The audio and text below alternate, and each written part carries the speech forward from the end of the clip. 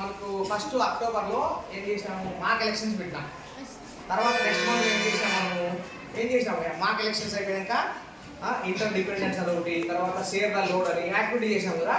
అలాగే ఇప్పుడు జనవరి మంత్కి వచ్చేసి అంటే లాస్ట్ మంత్ మనకు సంక్రాంతి హాలిడేస్ ఉన్నాయి, తర్వాత ఎగ్జామ్స్ ఉన్నాయి కాబట్టి అయిపోయింది. జనవరి మంత్ నుంచి మాక్ పంచాయతీ.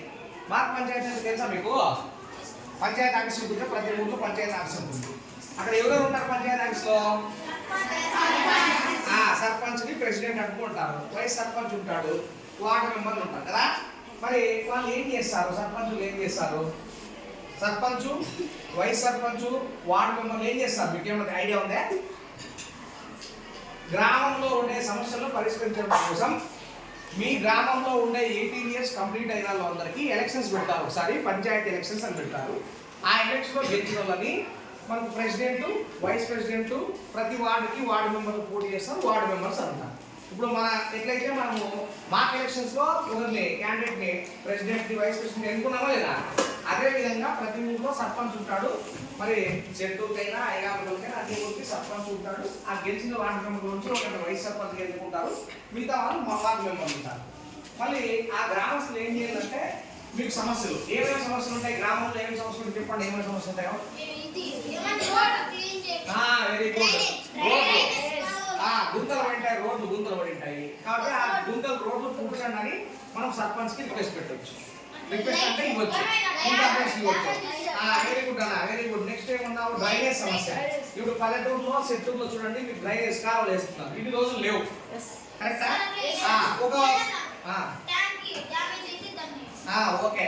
తర్వాత కొన్ని పల్లెల్లో ఏం చేస్తారు, సైడ్ కాలువలు ఉండవు కదా, అట్లా సైడ్ కాలువలు వేస్తారు. సైడ్ కాలువ ఉన్నా కూడా మనం ఇంట్లో ముందర మా ఇంటి ముందర వాళ్ళ నీళ్ళు మురుగునీరు రాకుండా ఇసుక పోసి అట్లా వేస్తాం.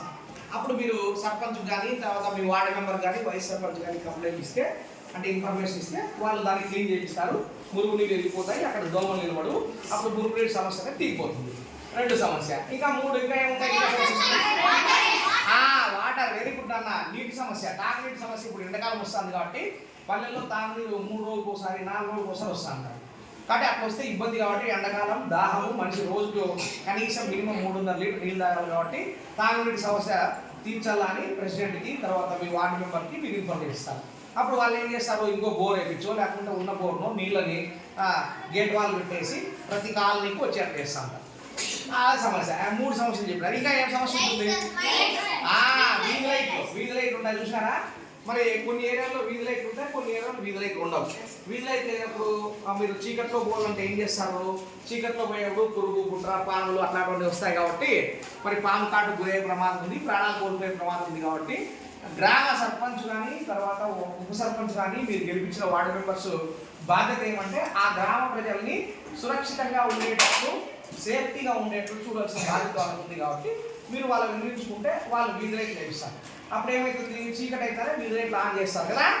ఆన్ చేస్తేనే లైట్లు వెళ్తుంది కాబట్టి ఏది వచ్చినా కనిపిస్తుంటారు, వాళ్ళకి పురుగు వచ్చినా బాగా వచ్చినా కనిపిస్తూ ఉంటారు. దానివల్ల ప్రజల ప్రాణాలని కాపాడే వాళ్ళు అవుతారు. ఇంకా ఏముంటాయి గ్రామంలో సమస్యలు?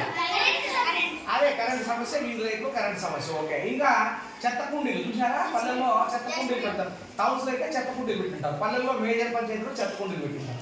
చెత్త ఎక్కడంటే ఎక్కడ పడేస్తూ ఉంటారు కాబట్టి ఆ చెత్తను కూడా నీట్గా బస్ స్టాండ్లో చూడండి చాలా చండాలం ఉంటుంది కదా బస్ స్టాండ్ ఏరియాలో, అట్లంతా నీట్ చేయండి సర్పంచ్ చెప్పడం. ఇవన్నీ గ్రామ సమస్యలు. దీనిపైన మనము 10వ తారీఖు మాక్ పంచాయతీ నిర్వహిస్తాం. అర్థమైందా? ఆ మాక్ పంచాయతీలో మనం ఆఫీస్ బేరర్ ఉన్న ప్రెసిడెంట్ దీప్తి లేమ్మా గ్రామ సర్పంచ్గా వ్యవహరిస్తారు. నేను దానికి సంబంధించిన మీటింగ్ అంతా చేసిన, నువ్వు కావాలంటే గ్రామ సర్పంచ్ అని చిన్న రౌండ్ బోర్డు చేసుకో. నెక్స్ట్ కొంచెం అట్లనే కూడా మాట్లాడు గేయశ్రీ వైస్ సర్పంచ్గా, ఆయన వైస్ ప్రెసిడెంట్గా మనం ఎన్నుకున్నాం కాబట్టి ఉప సర్పంచ్గా వీళ్ళే ఉంటారు. ఇంకా పోటీ చేశారు కదా ముందు క్యాండిడేట్స్, మిగతా 6 మంది ఏంటన్నా మీరు